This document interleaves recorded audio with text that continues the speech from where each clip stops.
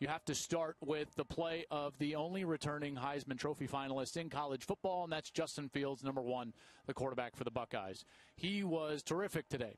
There's no way getting around it. Now, could they have protected him a little bit better? Yes, but the bottom line is this. Buckeye fans, you have one of the best players in college football, and he will be as such for the remainder of the season. I think he's actually improved as a passer, which is dangerous for the rest of the Big Ten and maybe even the country as you look even past the Big Ten schedule. You look at his efficiency today, he was 20 of 21 for 276 and 2 touchdowns. So that 20 of 21 mirrors what Graham Mertz was able to do on Friday night for Wisconsin, and it just shows the level of efficiency that he was throwing the football with. I thought he made quick decisions.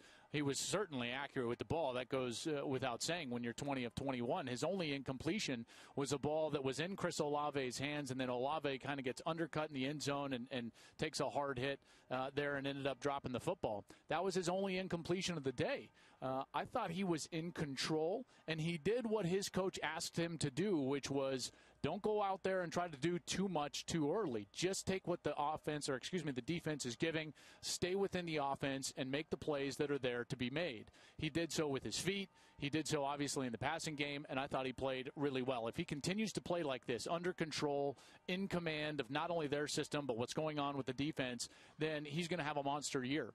I think another reason why he was so effective throwing the football is that they're better at the wide receiver position this year than they were a year ago. They might not be as veteran, losing a guy like KJ Hill, but they are a team that I think is more talented, and we saw that in that second half when Jackson Smith and Jigba made that unbelievable catch at the back of the end zone to get his right foot down. He's a true freshman that was a 5-star player that clearly is a guy that's going to help them as this season goes along and as he gets more comfortable in college football and within their system. And he's just going to be a backup to another 5-star wide receiver from a year ago in Garrett Wilson, who had a monster day. Now, Garrett Wilson moved from outside last year. Now he's going to be in the slot in that KJ Hill position. Remember, I bring up KJ Hill because he set the Ohio State career record with his number of receptions in his career. So you're going to see a lot of Garrett Wilson catching the football. And as evidence, you look up at the end of the day, Garrett Wilson, 7 catches, 129 yards, one of them for a touchdown. He was tremendous, and he will be a big focal point of this offense moving forward. One question I have, at least as it relates to next week and the status of some of those talented players, is Chris Olave and his health. We saw the scary hit there where he fumbled in the second half, clearly got evaluated there, and they were looking at potentially concussion and concussion protocol types of things. He went into the locker room there in the second half, as Jenny Taft reported for us, and so his status for next week will be uncertain, at least in the next few days, and they're going to need him because their biggest test in the Big Ten, I think undoubtedly, with all apologies to the team up north in the Michigan Wolverines, is Penn State. They have been for the last couple of years. That's a team that's going to get them on their home turf there in State College. And they've got a quarterback in Sean Clifford, a new offensive coordinator in Kirk Siraku, who comes from Minnesota, and that team is going to be very good. Now, obviously, Journey Brown and Micah Parsons are big absences from that roster. But that's something that Ohio State's going to need to be full strength. So we'll see the status of Chris Olave moving forward.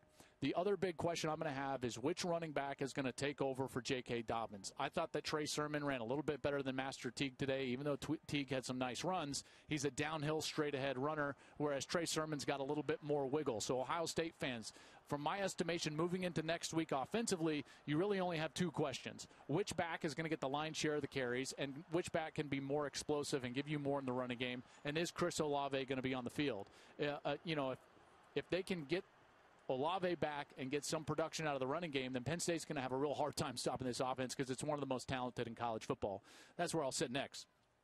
There's a lot of great offenses out there. This is one of the top 3. I think Clemson's offense is incredible. Obviously, we see what Alabama can do. They're an incredible offense. But this offense at Ohio State is equally as good as each of those 2. They've got the quarterback that I think can take them home. They've got skill on the outside. They've got a great offensive line, in particular with a guy like Wyatt Davis opting back in. The only question now remains to be, how well will they run the football? So we'll see as the next few games go along.